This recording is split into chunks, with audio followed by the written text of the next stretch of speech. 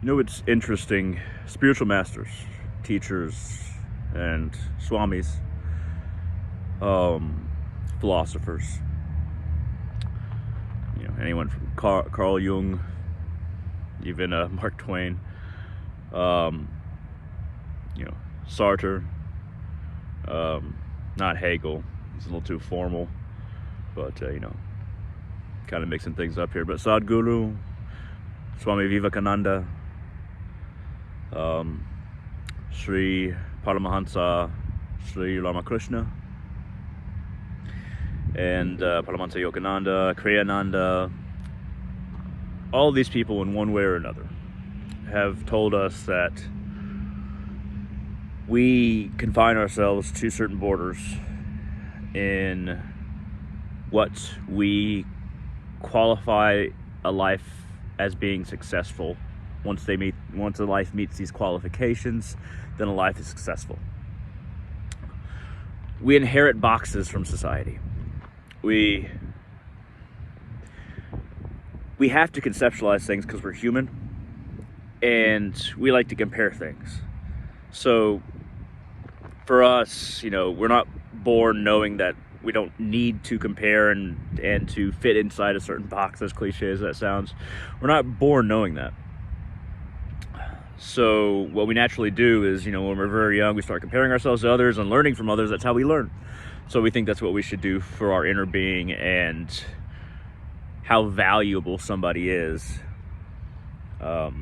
based on their relation to others in their society, others in their culture, others in their city.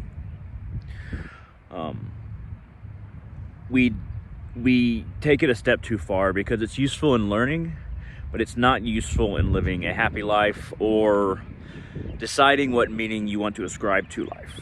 So life is inherently meaningless. That does not mean that I don't think or believe or have experienced spiritual things or believe in the gods or the Loa, or that my heart does not belong to the Divine Mother Kali. What it means is that we've been given a remarkable gift that we get to choose and ascribe meaning to life. It doesn't come to us with any kind of meaning. Yet we find ourselves feeling a void, a lack, and an emptiness, a negative emptiness that we want to fill, a sadness, a depression, an anxiety, when we feel like we're losers. When, we might use the term loser. We might use the term, reject, outcast, or some other term that devalues ourselves when, if we don't have friends, or if we're not doing well in school, or if we don't have a job or not doing well in our job. We see other people doing better, and we think that if we got better compared to in this scenario, and we think that if we were just them, if we just could do as good as them, then we wouldn't be sad. It doesn't really work that way.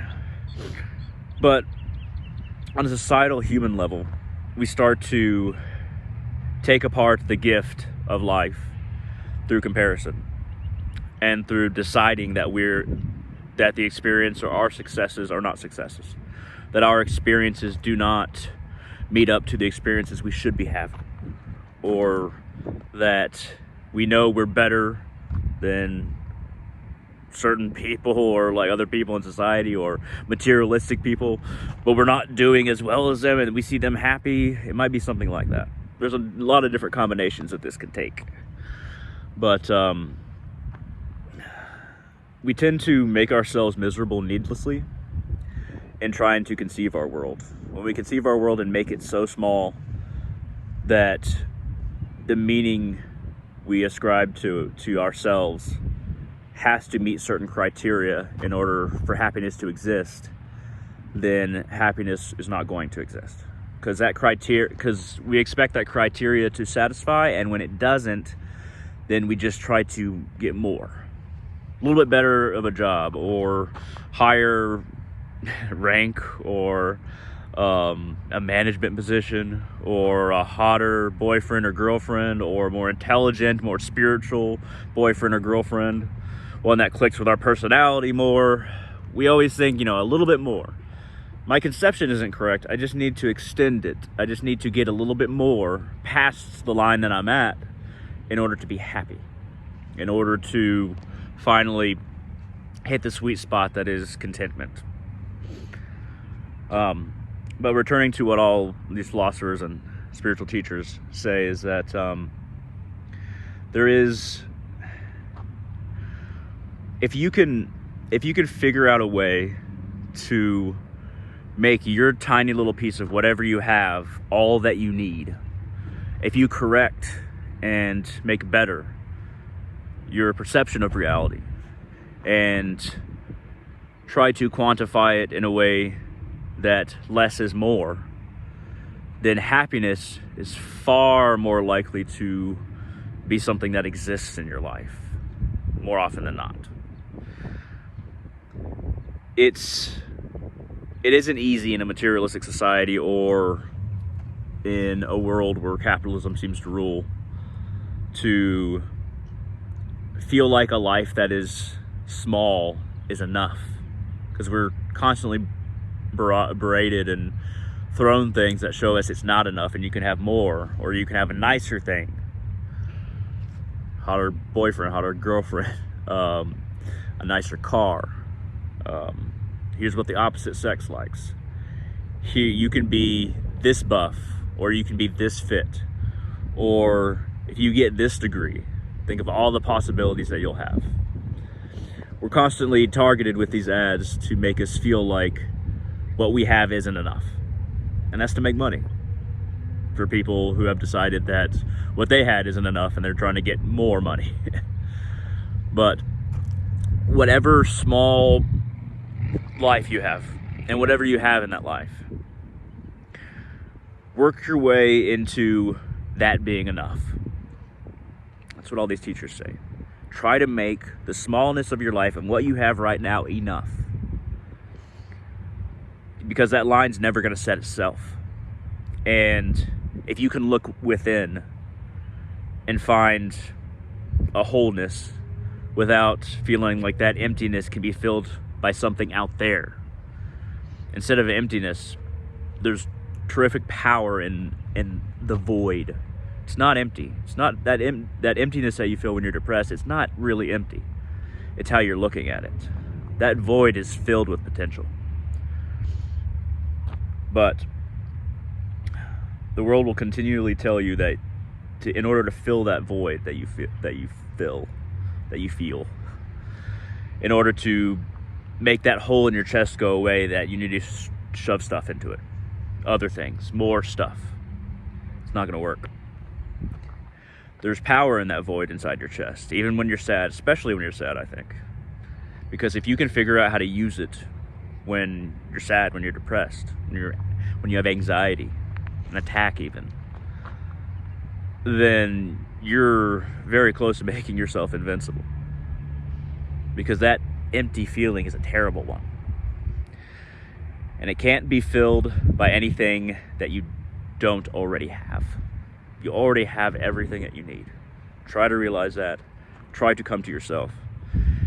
And be happy with less being more and with what you have right now. It's all about perspective. It's all about changing the angle on which you look at things and changing the filter that is your mind through which you look at them. At any rate, I was just burning some, I always get those two names mixed up. I've been doing it for years. Palo Santo or Santo Palo. I always get those two mixed up. You can tell me in the comment section which way it is, Santo Palo or Palo Santo. But this is actually, that's the base of it. And then there is dragon's blood. There's dragon's blood and white sage resin all over the top of it. And I burned it for a while. I repeated a mantra, kind of walked in a square. It's kind of at the middle of the graveyard. Repeating Om Kling Kali Kaye Namo Namaha.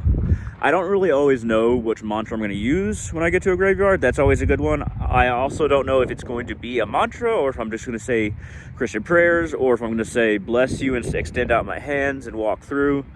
Sometimes I know, sometimes I come with a specific purpose, but other times I just kind of let the feelings within me connect to the feelings of the area and see what I am drawn to chant, recite, what have you. I was always going to burn this, so kind of got to bring this ahead of time. And I gathered a little bit of grave dirt as well, because that's always useful, and offered some change here. But yeah, I always kind of start with Christian prayers because it's mainly Christian graveyard, but not all Christian. But if it's mainly Christian, then I try to repeat Christian prayers first and, you know, offer change. But most of y'all know this already, unless this is the first video that you've seen of mine. And if it is, welcome. At any rate, thank you very much for watching. I hope this made sense. And feel free to like this video. Feel free to leave a comment. Feel free to share it. And most importantly, I hope all of you have a wonderful day.